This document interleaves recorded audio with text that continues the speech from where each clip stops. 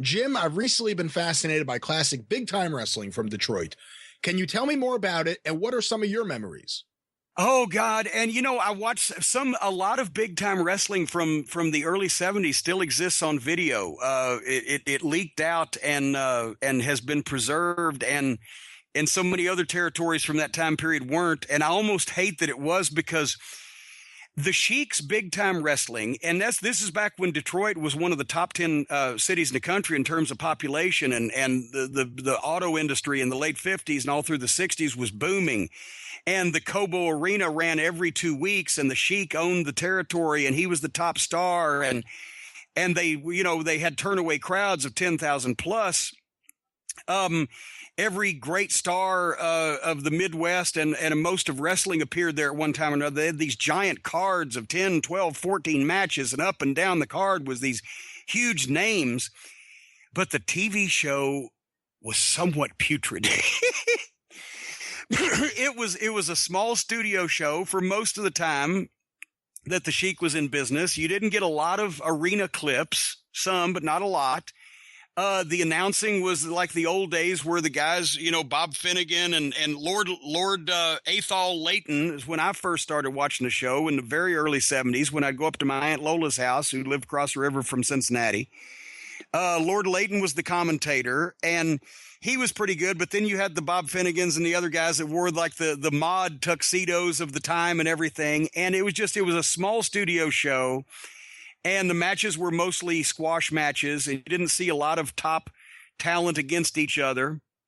And so the tape that exists does not give a true flavor of just how hot the Detroit and the Michigan territory was for all those years. So when you see it on YouTube, especially the stuff by the mid-70s, it was like Bruiser's territory. Same thing was going on. The Sheik was relying on all the guys that he had used and worked with for the previous 20 years. So was Bruiser. Sheik was on top and never got beat. So was Bruiser. The Sheik's, hardcore stuff, a 5-minute chaos match and out, was a big drawing item all across the country when you saw it in limited doses. But when you got it constantly, it didn't lend itself to longevity. So, it was one of those deals. I don't recommend the TV to get a true flavor of how hot Detroit wrestling at the Cobo was.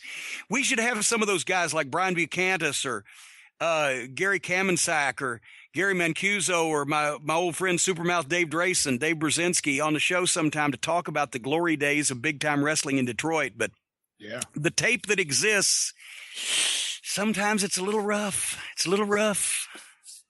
Yeah, I think the best one that's available is the one that Terry Funk was on. I think it was Terry Funk against Mark Lewin, and then he cuts a crazy, bloody promo with Walter Johnson.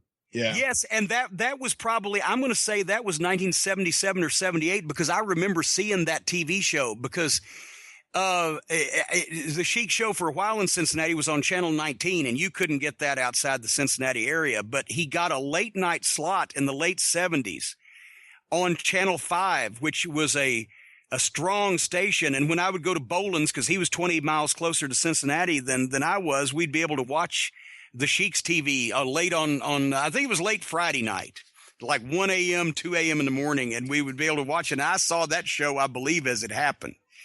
And that was a good one. But there's other stuff out there that's a little sketchy, but it was a great territory. And I mean, the Cincinnati Gardens and Columbus, Ohio, and Detroit and Lansing and Saginaw and Grand Rapids, all that area, they made a fortune there for years.